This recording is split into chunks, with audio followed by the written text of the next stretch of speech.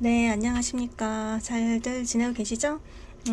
제가 커뮤니티에도 얘기를 했듯이 지금 자가격리 중이라서 생각보다는 근데 시간이 엄청 많아서 제가 이거 유튜브를 엄청 많이 할 것 같았는데, 준비를 많이 할 것 같았는데 또 그렇지가 않더라고요. 또 해야 될 또 쌓여 있는 것들을 또 하게 되고 또 늘어지기도 하고 그렇더라고요. 여러분들은 마스크 잘 쓰시고 방역수칙 잘 지켜주시면서 우리가 9월에 시험이니까 그때까지 각자 좀 주의하셔야 되겠어요. 조심하시고요. 네, 오늘은 그래서 이제 응급간호를 하려고 그래요. 예전에 학생분이 응급간호 얘기를 하셨는데 제가 못 올려드렸거든요. 그래서 응급간호 하고 그 다음에 내일은 의료법규도 하고요. 또 짬짬이 또 문제도 하고 이제 그러겠습니다. 자, 첫 번째로는 응급의료 체계에 대해서 배워보도록 할게요. 이 응급의료 체계라는 게 무엇이냐? 자, 정의. 자, 뭐냐면은 보건의료 전달 체계의 맨 아래 구조가 되겠어요. 그러니까 보건의료가 전달되는 그 시스템에서 가장 먼저 환자를 만나는 그 하부 구조가 되겠고, 응급 환자가 발생하면은 적절하게 응급처치를 제공하는 것, 그쵸? 응급처치, 그리고 이게 다 연결이 됩니다. 처치를 하면서 신속하고 정확하고 안전하게 병원까지 후송하는 그런 전반적인 그런 체계를 응급의료 체계라고 한다 그랬습니다. 이 단어는 시험에 나온 적도 있어요. 응급의료 체계. 보시고요. 그러니까 보면 불의의 사고나 응급 상황 시 가장 우선시 되는 것이 바로 응급의료 체계가 잘 잡혀져 있어야 돼요. 그쵸? 적절하게 응급처치 빨리 해야 되고 또 빨리 신속하게 병원 후송해야 되죠. 이게 가장 중요하죠. 이 체계가 잘 잡혀져 있지 않으면 환자를 병원으로 후송하는 것이 자꾸만 늦어지고 하거든요. 이게 응급의료 체계의 정의가 되겠어요. 두 번째는 우리나라 응급의료 체계가 어떻게 이제 발전이 되었는지를 좀 봐볼게요. 맨 처음에 시작은 언제였냐면 1979년이 되겠어요. 1979년에 요즘에 우리 응급의료 체계에서는 우리가 여러분들 119 알고 계시는데 예전에 1979년도에는 119라는 거는 없었고 야간에 야간 구급 환자 신고센터가 있었어요. 대한의학협회 주관으로 뭐가 있었냐? 야간 구급 환자 신고센터가 있었어요. 그리고 나서 3년 뒤인 1982년에 그때 119 소방 구급대가 되는 거예요. 근데 얘가 야간 구급 환자 신고센터가 1982년에 119 소방 구급대로 바뀌는 거죠. 바뀌고 같은 1980년대 그러니까 1987년에 129 구명 안내센터도 생겨요. 그러니까 80년대에 이렇게 두 개가 생긴 거죠. 그러니까 129 구명 안내센터에서는 보통 이제 129로 연락이 오면 전화로 129 전화번호죠. 연락이 오면은 뭐 119라든가 이런 필요한 대로 연락을 취해주는 그런 역할을 또 맡았거든요. 그런데 1998년에 90년대로 왔어요. 1998년에 119 소방구급대로 합병이 돼요. 119 소방구급대로 합병이 돼요. 그러니까 얘네 두 개가 이렇게 합병이 된다라는 거예요. 왜냐면 둘이 너무 이제 일하는 것도 비슷하고 하잖아요. 그래서 그냥 요거 하나로만 합병이 되고 그 다음에 1339 응급환자정보센터라는 게 또 생깁니다. 그런데 보면은 이제 119 소방 구급대는 이제 환자 이송에 좀 중점을 두었다라고 한다면 1339 응급환자 정보센터는 이제 보건복지부에서 대한적십자사랑 함께 보건복지부에서 대한 적십자사랑 함께 만든 건데 요거는 이제 이송될 병원의 정보도 주고 하는 거예요. 그러니까 이게 정보 위주죠. 이게 정보. 자, 이렇게 1990년대 거가 나오고 그 다음에 그래도 사실 너네 비슷하다. 그쵸? 그래도 비슷해 하는 일이. 그래서 그냥 통합을 해버리자. 우리 지금 이렇게 통합이 되어 있는 상태잖아요. 그래서 2012년에 119로 통합. 그러니까 지금은 119밖에 없죠. 네, 지금은 119밖에 없어요. 그리고 우리가 이제 응급환자정보센터라는 말이 2000년에 응급의료정보센터라고 이제 바뀌었는데, 예, 이거는, 그러니까 환자 정보센터는 예전에 대한적십자서 안에 있었는데 지금은 응급의료정보센터라는 거는 각 권역 응급의료센터 안에 있어요.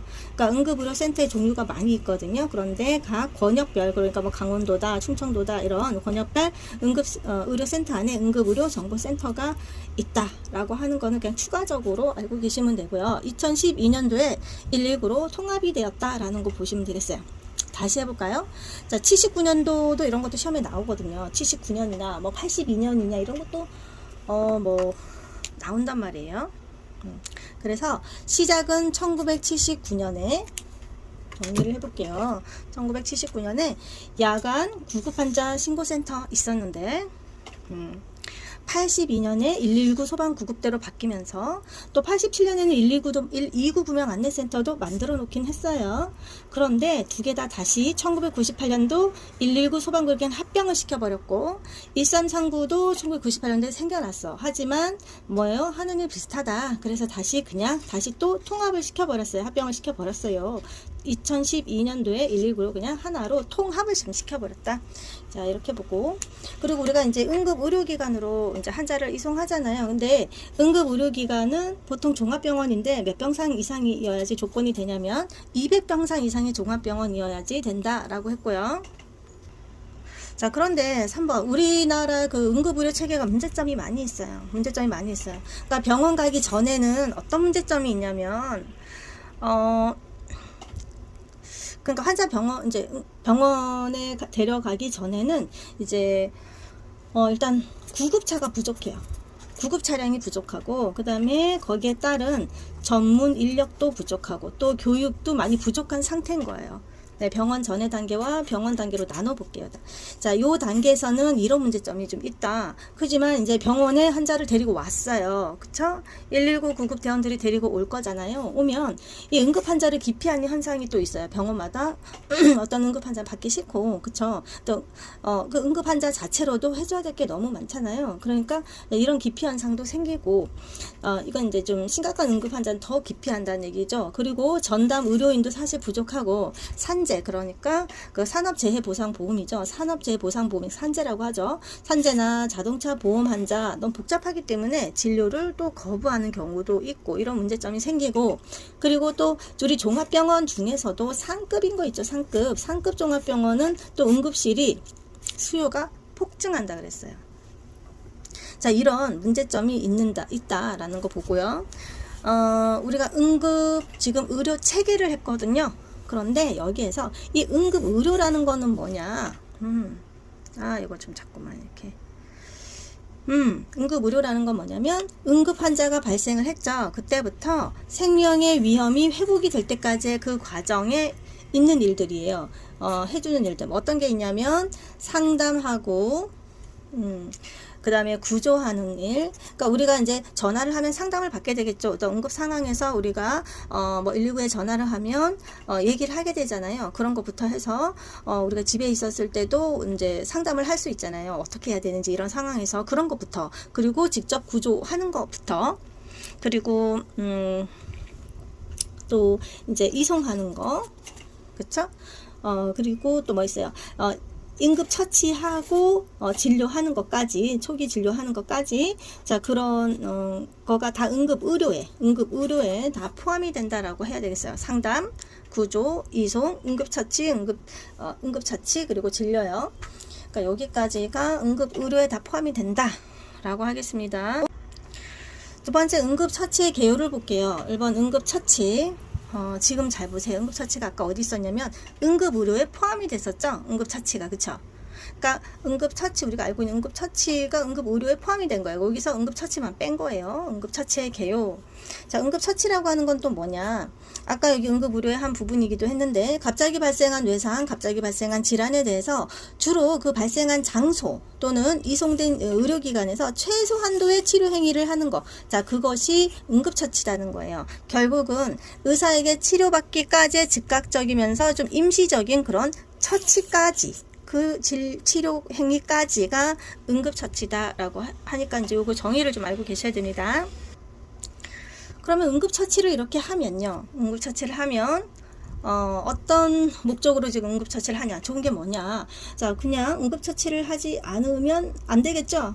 더 아프고 그럴 거잖아요. 그래서, 통증이 떨어지겠죠. 감소하겠고. 그러니까 우리가 동통이 경감되는 목적이 있고, 또 질병이라든가 아까 그 손상, 그쵸? 외상, 이런 손상이 더 나빠지는 것을 응급처치함으로써 방지할 수 있고, 결국은 환자의 생명, 정말 중요한 시간대에 응급처치가 이루어져야 되기 때문에 이 생명하고도 연관이 상당히 많죠.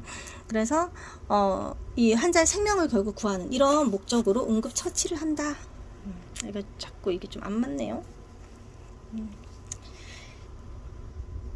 자, 그럼 응급처치를 할 때 이 생명을 구하는 4단계가 있거든요. 이거를 알고 있어야 되죠. 처음에는 기도 유지를 하고, 계속 이거 왜 이렇게 초점이 안 맞죠?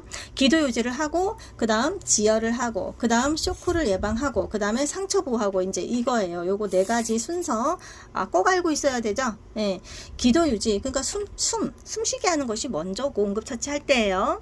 그 다음에 피 막는 게 먼저죠. 혈이 나오는 거, 지혈. 그러니까 지혈을 함으로써 쇼크가 예방이 될 거예요. 그러니까 그 출혈 다음에는 쇼크 거의 붙어가요. 그래서 기도 유지가 먼저고, 그 다음에 지혈하고, 그 쇼크 예방하고, 자, 상처 보호, 그러니까 감염에 대한 거는 좀 뒤로 미룰게요. 감염이 균 들어가고, 감염이 먼저가 아니거든요. 그래서 기도 유지, 지혈, 쇼크 예방, 상처 보호, 이 순서는 꼭 알고 있어야 됩니다. 그래서 제가 여기 빨간색으로 해놨어요. 그럼 기도 유지를 시키려면은 기도가 개방이 돼야 되겠죠. 숨이 들락날락하게 만들어줘야 되겠죠. 그쵸? 눕혀놓고 어떻게 해요? 머리는 뒤로, 턱은 올리고, 그쵸? 우리가 알고 있죠. 기도를 개방해야지, 그쵸? 질식을 예방하고, 또 안에 이물질이 있다라고 하면 그거를 제거를 해야 되겠죠. 근데 내가 손가락으로 꺼낼 수 없을 정도다 그러면 그거는 이제 하면 안 돼요. 더 안으로 들어갈 수 있기 때문에. 그러나 일단 기도 내 이물질을 제거할 수 있는 정도면 입안에 있는 거는 다 빼내 놓으시고요. 그쵸? 입안에 이물질 제거하시고, 그리고 병원에 가서 또 이물질을 제거할 수도 있겠어요. 어쨌거나 기도 내 이물질은 제거해야 돼요. 그래야지 숨 쉬는 게 쉬워지고, 호흡 곤란이 온다라면 우리가 좌위, 반자위 알죠? 예, 그러니까 반자위 정도 좋겠습니다. 상체 45도로 상승 올린다. 자, 지혈을 하기 위해서는 어떻게 할까요? 자, 출혈이 지금 너무 대량 출혈이 있다. 그러면은 일단 눌러야 돼요. 프레스 눌러야 됩니다. 그래서 상처를 압박해야 돼요. 어쩔 수가 없어요. 자, 그런데 지혈을 하는 방법은 3가지가 있다. 뭐가 있냐면 직접 누르는 거, 방금 지금 엄청나게 출혈이 올 때 누르는 방법을 먼저 쓰라고 했죠. 이렇게 상처를 직접 압박하는 방법이 있고요. 그 다음에 지압법, 그 다음에 지혈대, 요 순서대로 갑니다. 만약에 사용을 해야 된다라고 하면, 네.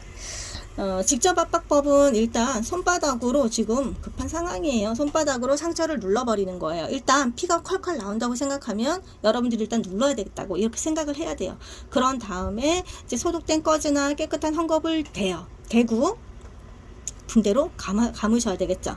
자, 이런 순서로 하면 가장 좋고, 그 다음에 지압법이라는 게 있어요. 그래서 이 동맥을 지압을 하는데요. 이 6개의 동맥 지압점을 이용을 해요. 6개. 어디 있었나요? 안면도 있었고, 그쵸? 얼굴도 있었고, 그러니까 또 어디 있었나요? 우리 팁에 보면은, 우리 책에 보면 작은 글씨로 팁에 나와 있잖아요. 그거 6개 좀 정리를 좀 하시는 것이 좋을 것 같습니다. 일단 안면도 있었고요. 그 다음에 대퇴동맥도 있었고, 그죠? 우리 경동맥도 있었고, 동맥도 있었죠. 측두동맥. 우리 귀가 있으면은 이제 여기 축두동맥도 있었고, 경동맥, 그 다음에 상박동맥도 있었네요. 예, 상박동맥도 있었어요. 이게 상박이라면 이게 하박이고, 상박이라면 중간 정도의 동맥이 또 지나가거든요. 팔에 출혈이 있어요. 상박동맥, 그 다음에 요골동맥, 우리 맥박 재는 곳, 그리고 대퇴동 하나, 둘, 셋, 넷, 다섯, 6개. 예, 일단 크게는 이 6개의 지압점이 있으니까 이거를 이용할 수 있겠다라고 했어요. 안면동맥은 이렇게 이제 이게 라인이 이렇게 턱 라인이 있으면은 여기쯤에 여기 그러니까 한 3등분해서 한 여기쯤에 있겠죠. 자, 이렇게 6개, 이렇게까지 뭐 자세히 그렇게 막 나오는 편은 아닌데, 일단 6개 동맥 지압점 있다. 지혈 때는 묶는 거예요, 그야말로. 근데 계속 묶다 보면은 또 조직에 산소가 또 혈액이 왔다 갔다 통하지 않게, 쉽게 말하면 피가 통하지 않기 때문에 정말 이도저도 안 되면 최후의 수단으로 사용해라 그랬습니다. 그러니까 맨 먼저 사용한다 이런 말은 틀려요. 괴사의 우려가 있기 때문에 그렇고요. 피가 안 통하면. 그래서 묶긴 묶되 20분마다 풀어주고 한 2, 3분 정도 쉬었다가 다시 또 묶고, 자, 이런 식으로 해야 되고요. 그리고 상처로부터 가까운 곳에 묶으셔야 되겠죠? 가까운 곳에. 그래서 만약에 이제 이게 발이다, 여기서 피가 난다, 그러면 요 가까운 데 여기다 묶어야죠. 여기다 묶지는 않을 거잖아요. 네, 가까운 데 묶어야죠. 우리가 이제 출혈을 많이 하게 되면, 물론 지혈을 했지만은 잘 안 되면 쇼크로 넘어가요. 왜냐면 피를 너무 많이 흘리면 피 안에 뭐가 있다고 그랬어요? 산소가 있다고 그랬잖아요. 그리고 혈액 자체의 부족으로도, 그쵸? 또 혈액의 반 이상은 또 물이고, 이런 것들이 다 나오면 그 여러 가지 이제 쇼크 증상들이 생긴다 그랬어요. 그래서 산소, 혈액, 이런 부족으로 생기는 증상을 말하고, 전신순환이 지금 되지 않는 상태고 대사도 지금 원활하지 않는 상태다라고 했습니다. 그럼 쇼크 증상은 시험에 잘 나오고 있죠. 쇼크 증상, 그쵸? 여기저기 잘 나와요. 여기만 나오는 것이 아니라, 그쵸? 그 뭐 기초에서도 앞부분에도 나오잖아요. 아동 쪽에서도 뭐 나오고, 임상실무에도 나오니까 많이 알고 계실 거예요. 창백하고 일단, 그쵸? 산소가 없고 피가 없다 생각해봐요. 그리고 이제 땀도 나고요. 현기증 나고 구역질 구토. 그리고 잘 나오는 것은 뭐예요? 약하고 빠른 맥박. 그러니까 빈맥이라고 하죠. 그리고 얕고 빠른 호흡. 이라고 하고, 의식이 없어질 수도 있고, 그 다음에 혈압은 떨어질 수 있고, 그렇다 그랬습니다. 그럼 처치를 어떻게 해야 되느냐면, 일단 지금 혈액은 가장 중요한 곳으로 먼저 주셔야 돼요. 그래서 이렇게 몰아주는, 그러니까 피를 몰아주는, 머리나 심장이나 이런 쪽으로 몰아주는 이 체위를 하면 좋겠는데, 그래서 눕힌 후 다리를 상승시키고, 그리고 지금 이제 보온을 시켜줘라 했는데, 너무 뭐 지나치게 뭐 보온을 시켜줄 필요는 없어요. 하지만 체온이 내려가면, 이게 지금 체온이 내려가면 열을 올리기 위해서 또 산소를 쓰게 되고 에너지를 쓰게 되고 해요. 그러니까 쇼크가 그럼 더 악화가 되잖아요. 그래서 보온을 시켜주라고 했고, 너무 지나친 보온은 시키지 말고, 의식이 만약에 없고 또는 수술이 필요할 것 같아 이러면 음료수를 제공하면 안 된다라고 그랬어요. 그러니까 물을 주면 안 된다, 먹을 걸 주면 안 된다, 수술하면 금식으로 가야 되니까. 또한 의식이 없다라고 하면, 우리가 이제 물을 준다라고 하면은 제대로 삼키지를 못하는 상황이잖아요. 그러면 기도 쪽에 가서 막힐 수도 있고, 기도 흡인의 문제가 생기기 때문에 음료 안 된다. 그런데 의식이 있어요. 의식이 있고 그렇다라고 하면, 뭐 의식이 있다라고 하면 음료를 줄 수가 있다. 자, 그리고 이제 출혈이 너무 심하고 의식이 없다 이러면 이제 음료를 줄 수 없으니까. 하지만 출혈은 너무 심하니까 뭘 집어넣어 줘야 되잖아요, 몸으로. 그러니까 수액을 공급할 수 있다 그랬습니다. 네 번째는 상처 보호. 이거는 응급처치 중에서 제일 마지막에 생각을 하는 거예요. 자, 그러니까 함부로 만지질 말아라. 보통 보면은 이제 손이라든가 더러운 헝겊을 사용하지 말아라. 그러면 균이 들어가겠다. 상처 안으로 균이 들어가겠다 이거예요. 그런데 뭐 아까는 뭐 대출혈이 있으면은 손바닥으로 누르라고 했잖아요. 그거는 뭐냐면 지혈을 당장 해야 되니까 그렇고요. 지금 상처 보호에 관련돼서 이야기하자면 이렇게 지켜줘야 된다는 거죠. 만약 그런 상황이면은 손으로 눌러야 되죠. 어쩔 수 없습니다. 그리고 응고가 된 혈액, 그러니까 이제 피딱지 같은 거 자꾸 만지지 말아라. 그러면 다시 뜯어지니까요. 그리고 깨끗한 물로 이제 세척할 수 있어요. 상처를 세척할 수 있는데, 깊지 않은 상처는 깨끗한 물로 상처 세척할 수 있고, 좀 너무 깊이 들어갔다 그러면 물로 집어넣지 말고, 그때는 이제 병원 가셔서 해결을 해 주셔야 되고요. 그 다음에 이제 소독된 꺼즈를 대고, 그 다음에, 그러니까 이렇게 하면 되죠. 일반적으로는 상처 세척을 하고, 소독된 꺼즈를 대고, 붕대로 매고, 이 정도 하시면 되겠어요. 그런데 아주 심한 상처인 경우에는 파상통균이 들어갈 수도 있다. 라는 가정하에 파상풍 예방접종도 필요하다. 여기 보면 다 심한 것밖에 없어요. 감염 징후가 뚜렷하라든가 결출, 뜯어진 상처, 분쇄된 상처, 열과 심한 열과 냉으로 인한 상처, 조직 괴사의 징후가 있고 오염물질이 많은 상처, 6시간 이상의 오래된 상처, 미사일 맞을 일이 있는가요?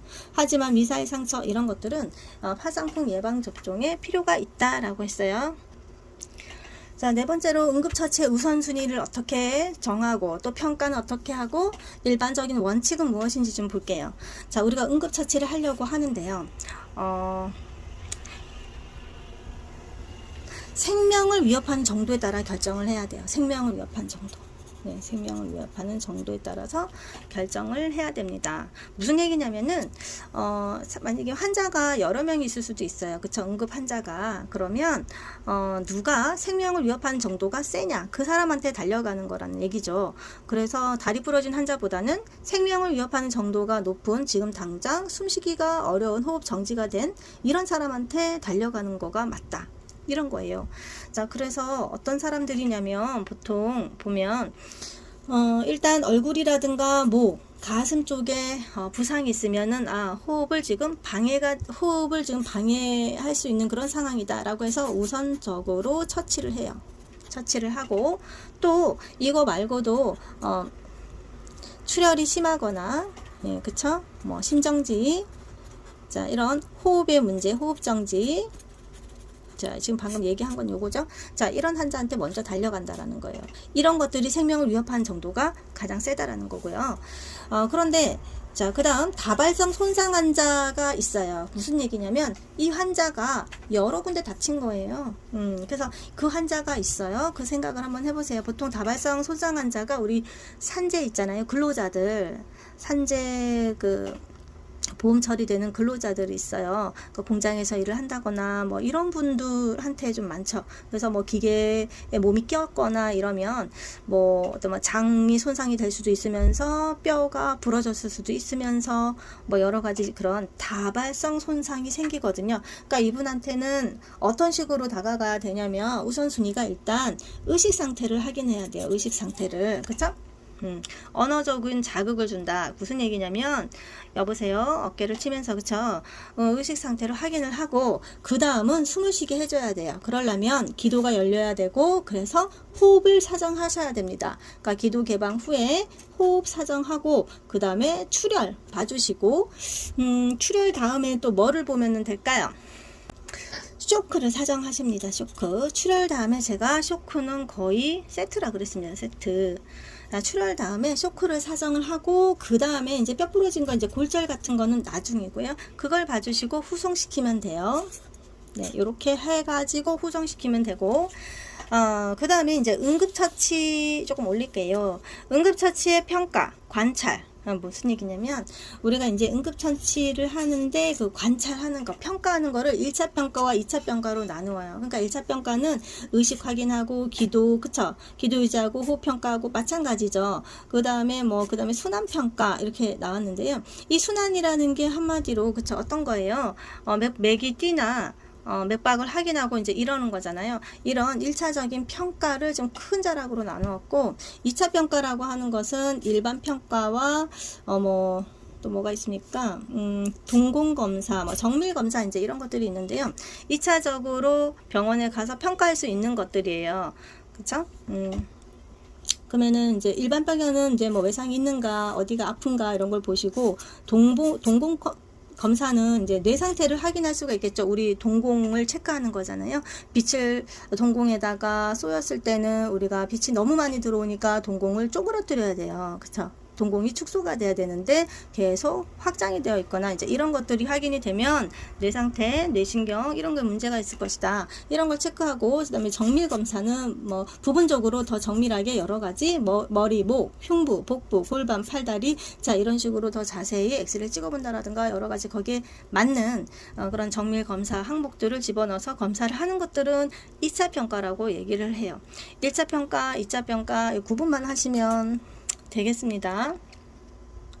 자, 그리고 응급처치에는 기본 원칙들이 있어요. 첫 번째 기본 원칙은 우선순위대로 가장 위급한 환자부터 치료를 하셔야 돼요. 아까 말했듯이. 그리고 생명, 목숨을 살리는 것이 이 사지 살리는 것보다 더 중요하다는 생각을 해야 되니까, 그쵸? 지금 대출혈이 있는 사람한테 달려가는 것이 팔 부러진 사람한테 달려가는 것보다 더 중요하다라는 거고, 3번 생명을 당장 위협, 그러니까 생명에 당장 위협이 되는, 생명을 당장 위협하는 그런 것들이 어떤 거예요? 이제 지식과 제가 뭐라 그랬냐면 대출혈, 이게 가장 이제 좀 제일 센 거라고 했었는데, 요럴 때 가장 먼저 처치가 들어가야 된다, 가장 먼저 처치 들어가야 된다 얘기했고, 그 외에도 심정지, 쇼크, 흉부 손상 뭐 요런 것들이 다 1등급, 그러니까 1순위란 뜻이에요. 5등급까지 나누는데, 일단 뭐 보통 많이 나오는 거는 이제 이 1등급에 뭐가 있냐, 이제 이런 거 찾으시면 되니까요. 가장 많이 나오는 건 질식과 대출혈 환자 제일 먼저 달려간다 이거예요. 그리고 머리가 손상됐다, 두부가 손상됐다라고 하면 의식 상태 잘 봐라, 그거고요.